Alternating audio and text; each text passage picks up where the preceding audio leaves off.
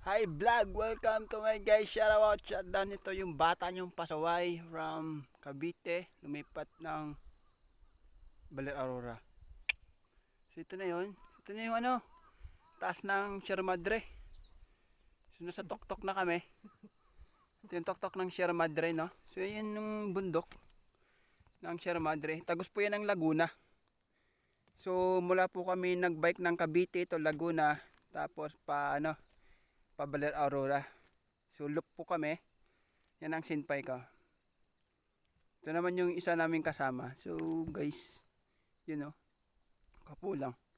So maganda dito sa Baler Aurora. Kagandahan kasi yung view pa lang. Oh, tanam niyo yung dagat.